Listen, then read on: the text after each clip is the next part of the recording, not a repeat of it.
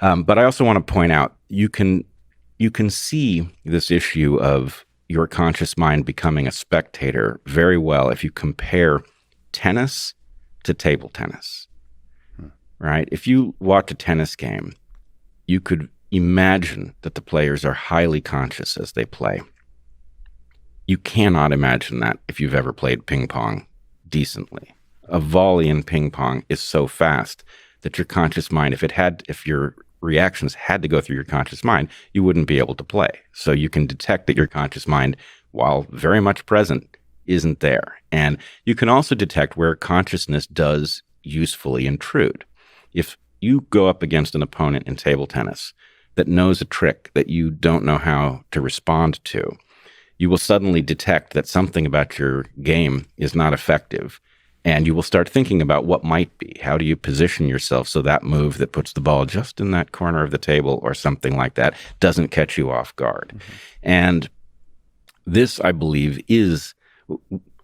we highly conscious folks, those of us who try to think through things very deliberately and carefully, mm-hmm. mistake consciousness for like the highest kind of thinking. And I really think that this is an error. Consciousness is an intermediate level of thinking. What it does is it allows you, it's basically like uncompiled code. And it doesn't run very fast. It is capable of being adapted to new circumstances. But once the code is roughed in, right, it gets driven into the unconscious layer and you become highly effective at whatever it is. And that from that point, your conscious mind basically remains there to detect things that aren't anticipated by the code you've already written. And so I don't exactly know how one would establish this, how one would demonstrate it, but it must be the case that the human mind contains sandboxes in which things are tested, right? Maybe you can build a piece of code and run it in parallel next to your active code so you can see how it would have done comparatively. But there's got to be some way of writing new code and then swapping it in. And frankly, I think this has a lot to do with things like sleep cycles. Very often, when I get good at something, I often don't get better at it while I'm doing it. I get better at it when I'm not doing it, especially if there's time to sleep and think on it. So there's some sort of, new program swapping in for old program phenomenon, which, will be a lot easier to see in machines. It's going to be hard with the wetware. It is true because somebody I played tennis for many years. I do still think the highest form of excellence in tennis is when the conscious mind is a spectator. So it's the compiled code is the highest form of being human. And then consciousness is just some like specific compiler.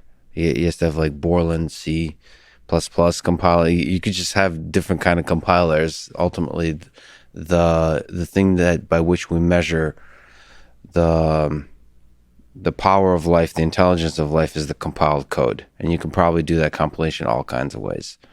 Yeah, I'm not saying that tennis is played consciously and table tennis isn't. I'm saying that because tennis is slowed down by the space on the court, you could imagine that it was your conscious mind playing. Mm-hmm. But when you shrink the court down, it becomes obvious that your conscious mind is just present rather than knowing where to put the paddle. And weirdly for me, I would say this probably isn't true in a podcast situation, but if I have to give a presentation, especially if I have not overly prepared, I often find the same phenomenon when I'm giving the presentation. My conscious mind is there watching some other part of me present, which is a little jarring, I have to say.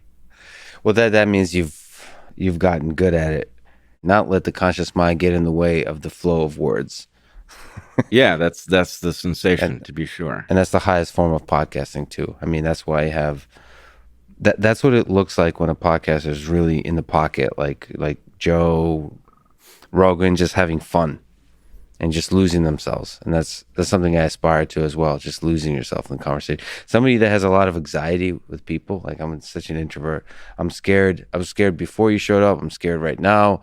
There's just anxiety. It's a giant mess. It's hard to lose yourself. It's hard to just get out of the way of your own mind. Yeah, actually, trust is a big component of that. Your conscious mind retains control if you are very uncertain.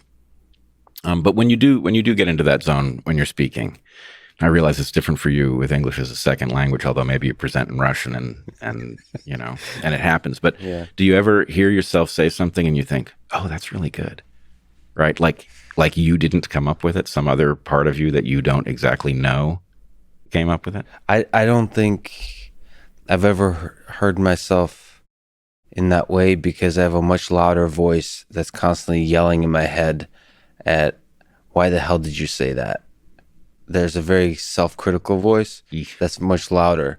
So I'm very maybe I need to deal with that voice, but it's been like with what is it called, like a megaphone, just screaming, so I can't hear the other voice that says, "Good job, you said that thing really nicely." So I'm kind of focused right now on the megaphone person in the audience versus the positive. But that's definitely something to think about. It's been productive, but the place where I find gratitude and beauty and appreciation of life is in the quiet moments when I don't talk, when I listen to the world around me, when I listen to others.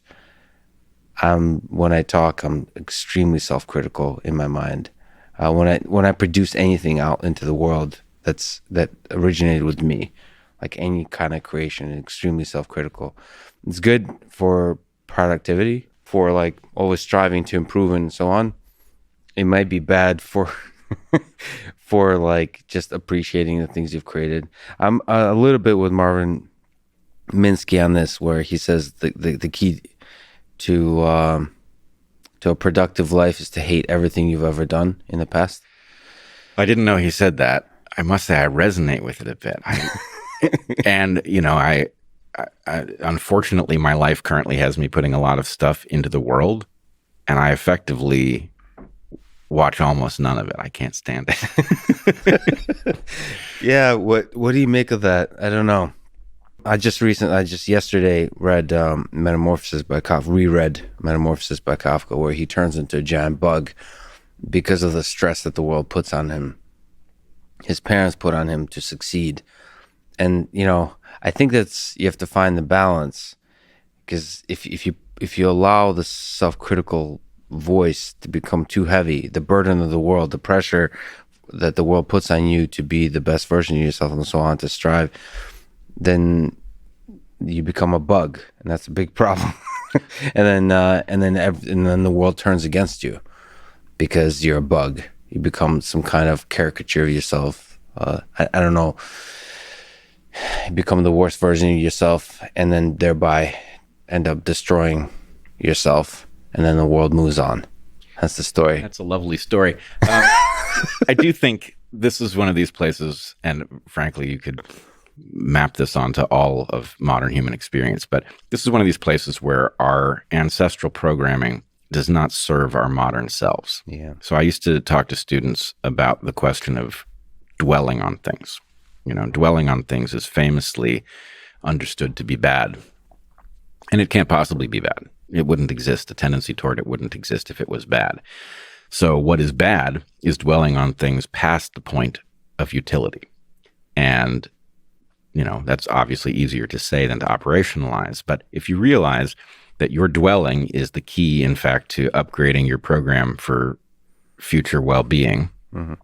and that there's a point, presumably from diminishing returns, if not counterproductivity, there is a point at which you should stop because that is what is in your best interest, then knowing that you're looking for that point is useful. Right? This is the point at which it is no longer useful for me to dwell on this error I have made, right? That's what you're looking for. And it also gives you license, right? If some part of you feels like it is punishing you rather than searching, then that also has a point at which it's no longer valuable. And there's some liberty in realizing, yep, even the part of me that was punishing me knows it's time to stop.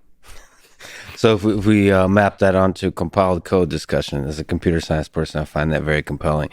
There's when you compile code, you get warnings sometimes.